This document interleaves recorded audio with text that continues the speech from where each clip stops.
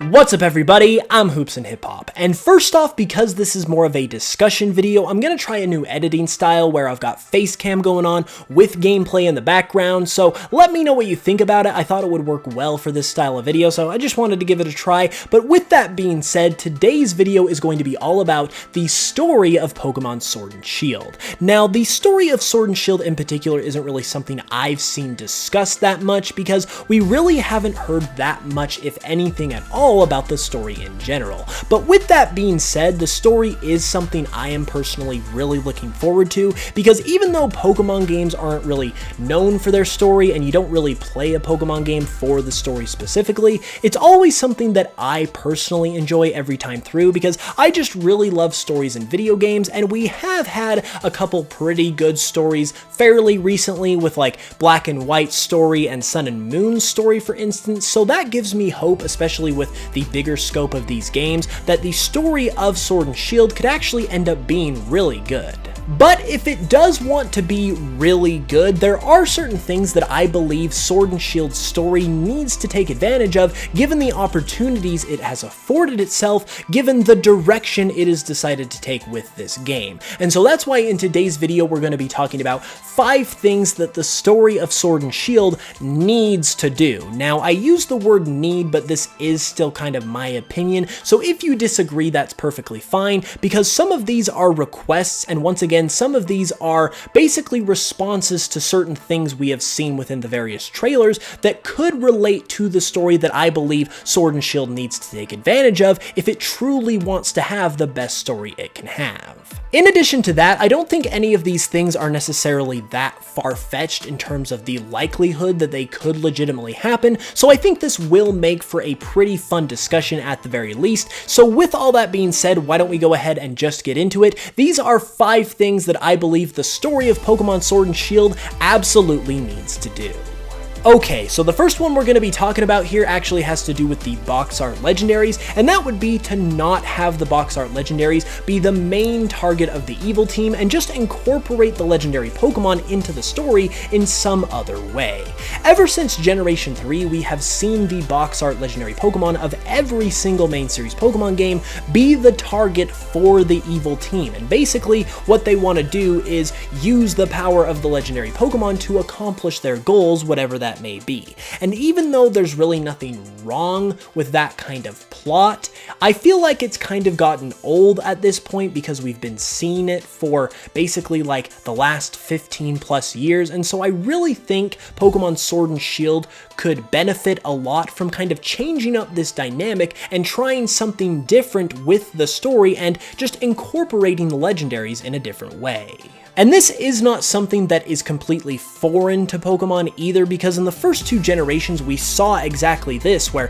Team Rocket had their own goals and motivations, but they did not involve the legendaries of either Pokemon Red, Blue, and Yellow with like Mewtwo for instance, or Gold and Silver with Lugia and Ho-Oh. They kind of just did their own thing, and then towards the end of the game, you kind of heard rumblings about the legendary Pokemon independent of Team Rocket, and eventually you got to kind of find them and catch them for yourself, once again independent of the motivations of the evil team. And I think going back to something like this would be a really refreshing experience for Pokemon Sword and Shield, once again just because we've seen the same story told over and over again, just with different characters and Pokemon for the past 15 plus years or so. So I think if they tried something different and kind of went back to their roots, if you will, with their incorporation of the box art legendaries, it could do a lot for the enjoyment of the story as a whole.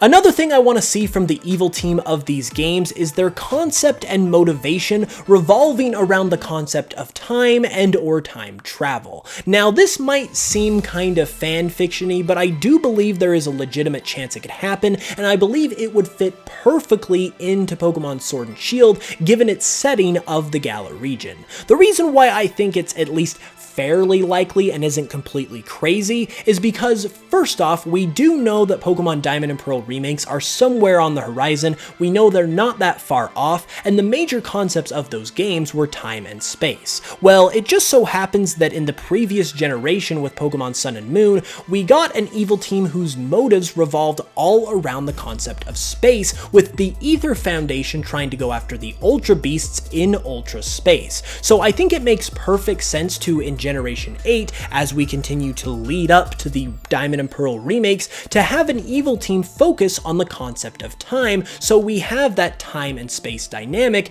leading up to the eventual Diamond and Pearl remakes. Now, I discussed this whole idea a little while back in one of my bigger theory videos, which you can check out with the iCard at the top of the screen if you would like, but basically given the circumstance of the entire Pokemon franchise and where we are sitting currently versus where we are going to end up in the next few years, I just feel like a time-based evil team makes a lot of sense, and it also makes a lot of sense given the setting of Pokemon Sword and Shield. Given that Galar is based on the UK, and the UK has an extensive amount of history that is known worldwide, not just locally to those people, I think a time-based evil team where maybe a little bit of time travel was even involved would be an amazing fit in this place, and just the concept of time travel in general is just always a fascinating thing. It always makes for an interesting plotline no matter where you use it, so I just think all of the stars are aligning, if you will, for something like this to actually be legitimate. And even though like realistically it might not happen, I do believe like all the pieces are in place for something like this to happen, and if it did, it would be absolutely incredible and would do a ton for the story of this game. Okay, now we are going to be moving away from the evil team and talk about Hoppin Leon. More specifically, the idea that there needs to be a deep narrative between these two characters that not only plays a major role in the story, but also offers a lot of character development as you go throughout the game. This is because with Leon being the champion of the Galar region and also the older brother to Hop, who also just so happens to be your rival, they've given themselves a great relationship dynamic in terms of offering a lot of potential for a great storyline and some great character development as well. But the thing that makes this even more vital is the fact that the theme of Pokemon Sword and Shield as games is the idea of wanting to be the greatest or the strongest, which obviously is a match made in heaven with this relationship dynamic, and I'm sure it will play a part in their part of the story to some degree, but I just really want to stress the fact that they need to go all in on these ideas and not leave it half-baked, so to speak,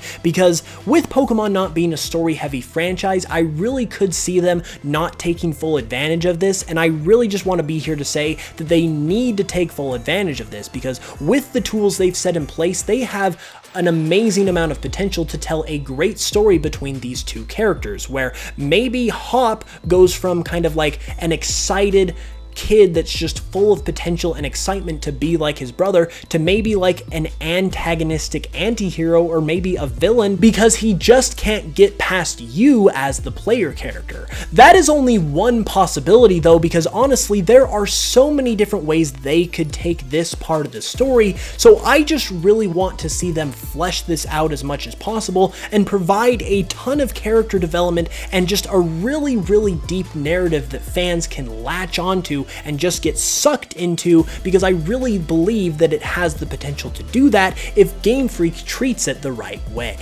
Okay, this next pick on the list might be a little bit controversial, but let me explain myself before you start to grab your pitchforks and your torches. I personally believe that we need to see a really good amount of cutscenes in this game in order for the story to be as good as it could possibly be. Now, the reason why I say this is controversial is because one of the main complaints with Pokemon Sun and Moon is that there were too many cutscenes, and it's something that a lot of fans have said they want to see less of in future Pokemon games. However, I disagree.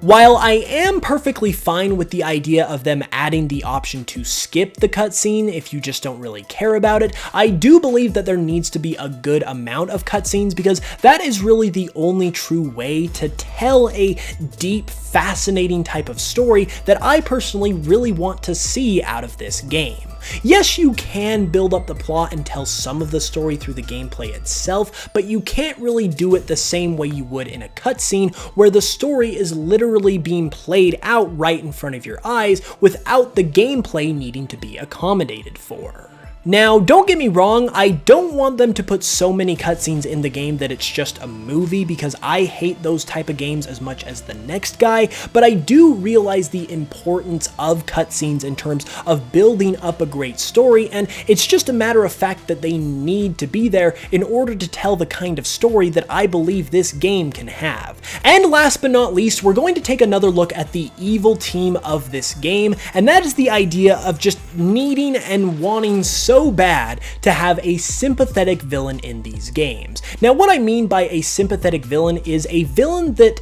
has goals and ideas that you as a protagonist, as a good guy, can relate to. It's the idea that maybe the bad guy isn't so bad after all. It's basically a guy that has good motives that goes about them in the wrong way, and the reason why this is so cool and interesting is because it provides for a lot of empathy for you as the player to this character, which just complicates the relationship between the hero and the antagonist that much more, which just adds another layer to the overall depth of the story, which in turn makes the story that much better. Once again, like with my first pick though, I also believe it would just provide for a breath of fresh air in terms of a new experience for the Pokemon franchise, because for the most part, all of the main villains of all the main Pokemon games have pretty much just been bad for the sake of being bad. We obviously had Lucamine in Sun and Moon, who was just basically your typical psychotic villain bad guy person,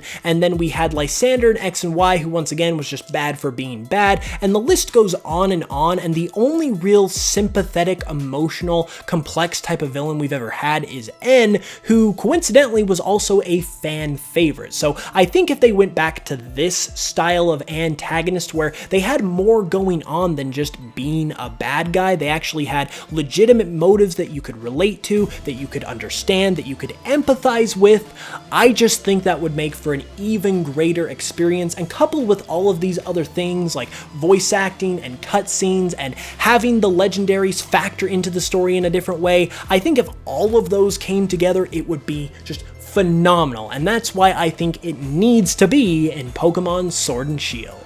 And there we have it, everybody. Those are 5 things that I believe the story of Pokemon Sword and Shield absolutely needs to do. Now, like I said with the intro, even though I would love to see these things in the game, it's just my opinion at the same time, so if you feel differently, definitely let me know in the comments below, and let me know which of these ideas you like the most as well. And if you enjoyed the video, be sure to give it a like, because it really does help out. If you're new to the channel as well, be sure to subscribe for new Pokemon videos literally all the time. I upload 3 times a week, and there's plenty more Pokemon Sword and Shield videos to come as well. If you'd also like to support the channel further, you can check me out on Spotify, and speaking of Spotify and my Pokemon remixes, I'm actually going to have a brand new Pokemon remix, a Sword and Shield one to be specific, coming out this Sunday, not only on the channel on YouTube, but also on Spotify, iTunes, Apple Music, and all of the other major music platforms. I'm really excited because it's been a while since I've made a remix, so I would really appreciate just all the support you guys can give me on that, and I would just love you forever if you could show up for that. But with all of that being said, I will be back on Saturday for another regular type of video, so be sure to hit the notification bell if you haven't yet to be notified as soon as that goes live. And with all of that being said, I hope you know I love you guys very much, and until the next one, I will smell you guys later.